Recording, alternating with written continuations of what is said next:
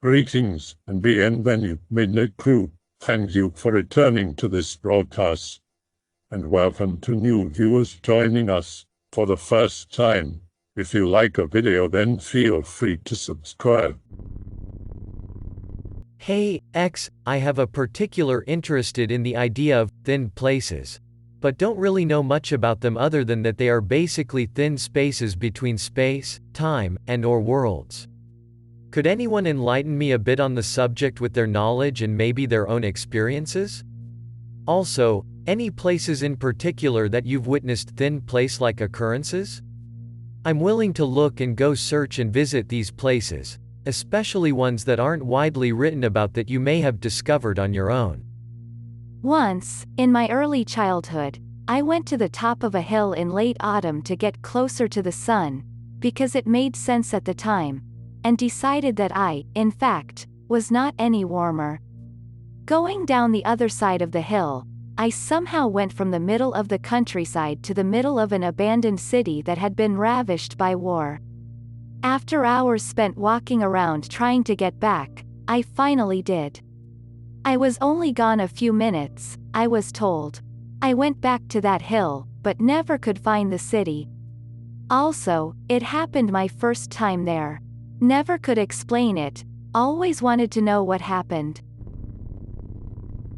A thin place is like a portal except that nothing can transit from one side to another, but beings on one side can see beings on the other. Imagine that there are numerous beings in transit through portals, with much the same effect as getting stuck in rush hour traffic on the freeway.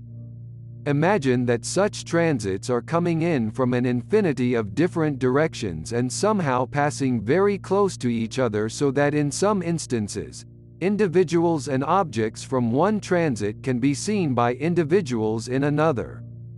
There are the classic accounts out on the battlefield, where soldiers on the march will see materialize before them a company of warriors from another time, although those warriors may have been in exactly the same place but 1,000 years before. In these encounters, evidently the warriors from 1,000 years before can see the soldiers from our time. As both sides catch sight of each other, they will react to such a sight. Legends will come down from the past about how a troop of warriors saw a vision of men carrying strange weapons. The soldiers from our time will begin their own legends about having seen warriors from a time long past. Mirrors, traditionally. It's not so much the fact they reflect light as much as it is the fact people spend so much time reflecting on the image in the mirror. Still ponds are often included for this very reason. Other places are deserts and trackless prairie. As you get lost in the general noise around you, your capacity to envision beyond naturally increases. And of course there's the high sea. The thing to keep in mind is if you do slip between the worlds in such a place, there's no guarantee the world you end up in is any better. Indeed, it could be worse. Much worse. If you would all truly wish to risk death and eternally displacement, then I will relinquish locations near you. Give me a general location near you, and I will tell you of the closest thin spot. Minneapolis, Minnesota. Not the guy who offered, but next to the playground between the baseball diamonds and the soccer fields at Braemar Arena is a small copse of trees. I've seen some shit in those trees.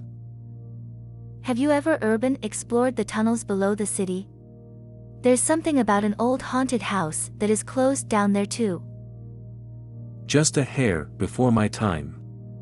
I remember reading from some of my BBS bulletin board system friends way back in the day about a group of Hopkins nerds who went soaring regularly, actually had hardcore gear, so they didn't have to worry about accidentally wandering into a methane pocket or any of that crazy shit. These are the same crazy motherfuckers who built a submarine out of concrete, mind. And yes, it did work. Sadly, those tunnels are very sealed thanks to some dumbass who went down there without the right equipment and asphyxiated. Pro tip, they brought canaries in the mines for a reason. From what I understand from a variety of different lore, most thin, soft spots are marked by some oddity, like a circle where nothing grows, a spot where everything grows exceptionally well, a place where the shadows are light or a little off, or an area that is hard to look at for long. I've also heard that many of them practically repel attention, and so go unnoticed by most. I like to imagine thin spots in the ocean are the cause of many sea monster sightings. I'm curious if a thin spot could somehow be created by physical or scientific means, meaning no magic mumbo-jumbo working on poorly understood principles that may or may not work. Who wants to build a Stargate? At hints on how to identify specific locations. As far as what you'd be looking for from this, strange happenings, creatures, noises, anything that may be a glimpse of somewhere else, earthly or otherwise. As far as actually crossing through, I'm not certain if you can, per se. T's not out of the question, and if you were, I think you'd have to take an exact path back, but I don't know if that would guarantee your return. I'm looking to be more of an observer than a transplant. From what I understand, most of them can't be passed through at all times, and some can't be passed through at all. Ones you can pass through seem to work a number of possible ways. Some of them you sort of snap back to your reality after getting too far from the thin area. Others you need to trace your steps back to where you entered. Also be aware that not all thin spots lead to the same world, nor the same time. I remember that when I was very young there was a picture my grandpa showed me, and there was something very weird in it. He took a picture close to a lake in the new farm he had bought, and in the picture you could see an almost invisible front half of a very old truck, like those trucks from the 20s. And the picture was taken in the 80s. It was a very famous picture among my family because of it. Maybe he took a picture of a thin place, where decades ago there was some truck in there. Fuck, I need to find this picture again. One day, a friend and I decided to go on this nature trail. It's well known in the town I grew up in. Maybe an hour or two of a hike. So we started our hike and shit didn't go as expected. We were walking for what felt like an eternity. What was even more strange was that we stopped seeing people after a while and, eventually, animals. A few times, even though I always thought it was just me being tired, I thought I saw beings. Not sure how else to describe it. Everything started to look the same, kept hearing strange noises, nothing made sense whatsoever. Couldn't even pinpoint our location on the map we had of the trail. We almost gave up. Eventually, we made it to the other side of the park. What was supposed to be a hike of an hour, maybe two, ended up 9 hours. It didn't feel like it was that long, but some people got worried about us and sent people to look for us. Turns out, people thought that we died because it took us so long. To this day, I still have no idea how we got lost on such a common trail and never spoke of it until now. Up here, this actually reminds me of a really fucking strange experience I had in high school, that I honestly haven't thought about in a long time. I was on a run through a large state park near Pontiac, Michigan. A park that I frequented a lot with friends and just generally to go and clear my head for a while. So one day, I ended up going on this run, and I remember at a certain point I got really confused as to what path I was on. I dunno. I got really turned around, and since I was on a jog I didn't bring my phone or anything with me. Eventually I was too tired to even jog anymore, and just kind of started to wander a little aimlessly, hopelessly lost and really confused as to how I even got myself so lost since I frequented the area so much. At a certain point I came to a big open clearing, and I remember how weird this was because it was close to summer in the middle of the day on a weekend. But here I came to this huge clearing with a couple old picnic tables on top of a hill, some old riding stables, and a hut that sold like beverages and stuff with a vending machine, but it was super closed down. Like it looked like no one had been to it in years. Mind you, this park isn't in a deserted area, it's in the suburbs, and the front of the park by the main entrance is usually bustling with people this time of year. But this place, this huge giant clearing, was completely abandoned. I remember thinking it was really strange, and I sat on the picnic tables on top of the hill for a while before checking out the place a bit more. Eventually I remember feeling uneasy at how quiet and desolate the place was. So I looked for another trail to leave off of, as I wasn't even really sure which one I had come in on anymore and which way to even take back. Actually, the whole run was pretty strange up until that point. When I got to the other side of the clearing, which actually took a bit to walk across, I mean it was huge, I finally found a short trail that led to a dirt road.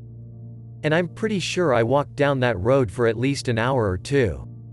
It wasn't that wide and it was totally enclosed by trees. You couldn't hear anything, no cars, no birds, nothing. Eventually I had walked long enough that either end I looked as though it went on forever. That's when I found the fucking bone. I forgot about this until now, and I'm sure there's a reason why. I saw it up ahead, right in the middle of the fucking road. I was so confused, and when I got up close to it I realized what it was and thoroughly flipped the fuck out. Smack dab in the center of the road was a huge fucking bone, like the size of a tibia. Completely clean and bare. No other bones, just this huge fucking single bone in the middle of the road. I had to stop and look around a bit. Something definitely felt wrong. I almost broke into tears because of the overwhelming feeling that I was going to be stuck on this road forever with this goddamn bone. I ended up continuing to jog, even though I was exhausted, just to get the fuck away from the bone.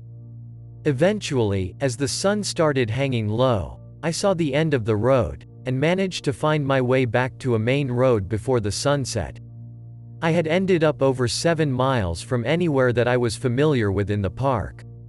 I dunno, maybe not super relevant to thin places, but I never went back to that park again, and I think I might now when I go visit family for Christmas, because I really feel like there was something about that place that was off.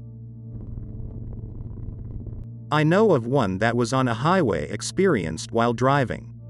Me and a buddy about 10 years ago dropped off friends in Colorado Springs at the Greyhound just after midnight, and embarked on the 1,000-mile or so journey back east. I was the passenger, and we were both alert and sober. While traveling east on the 24, which only has off-ramps, exits, while traveling in a straight line, we suddenly became aware the road was getting smaller and smaller and strange buildings all around us. The closest I can pinpoint where we discovered ourselves is here. Vandenberg Street, Colorado Springs, Colorado, 80915. Latitude 38 degrees 50.192. Longitude minus 104 degrees 41.891. We slowed down, and looked at each other like, wait, what? We then saw military entrance gates, which was even stranger and spooky. Instant. Let's get the fuck outta here, feeling. It was pretty easy to find the highway once we looped the road, and took a couple turnarounds to find our way. But the weird part was, when we got back on the highway, we were roughly 5 miles before we last remembered. We re-drove the exact same stretch, super paying attention this time. We passed the same scenery and exits. No possible way you wouldn't have noticed taking one of those exits, and you would have had to work hard to double back to the AFB, and just kept going on our way. The rest of the journey was uneventful. My friend was pretty quick to rationalize it away a few days later after we were home, but I know what I saw and experienced, and at that time he also confirmed it as being completely impossible. Anyhow, I don't know what they do at that base, but I think it's affecting the area around it. I used to live near a cemetery. It wasn't creepy in the least, but there were these 3 trees that my dog refused to run through. It made my hair stand on end to pass through it. I don't really personally think there's necessarily a weak point in space, but I do think the reality of being is incomprehensibly changing or inconsistent. Our own minds assemble the illusion of consistent behavior because that is how they are structured. Old fairy tales talk about places in between often, and people finding strange roads that take them places they shouldn't, where time passes differently. It's not a common theme among older folk tales. You could find it in modern dark fantasy novels like Fairy Tale or The Damning Moths. They'll often have some crossover with the passage of the dead, or mortals trapped for eternity between layers of reality. As a boy, I lived on a mountain. Not a super uncivilized one, but a fairly inhabited one. We were always surrounded by forest. I would hike almost every week. But one day, me and a friend went through a sort of archway made of ferns, weird trees. We found a waterfall and a moss-covered bridge. This place was amazing. We tried to find it many times after and never could. The rangers and such on the mountain said they had never heard of it and that there was no records of a bridge being built in the forest. Check it out if you are in Melbourne area. Mount Dandenong. It's loaded with thin places and various /x/ things. Enjoy. Before the veil separated the worlds completely, and there were no thin places. But time and force wore away and holes appeared, being thin places. Last year, the veil crumbled. Now everywhere is a thin place. But few things know that. So the thin places they knew before are more active. It's possible to cross now, not just see. So easy to see, to cross, to get lost. The thin places are thinner than ever. I hope that you enjoyed tonight's broadcast. If you enjoyed tonight's story, then please subscribe to the channel, as more Greentexts will appear daily. A new broadcast will appear when the clock strikes midnight Central Time.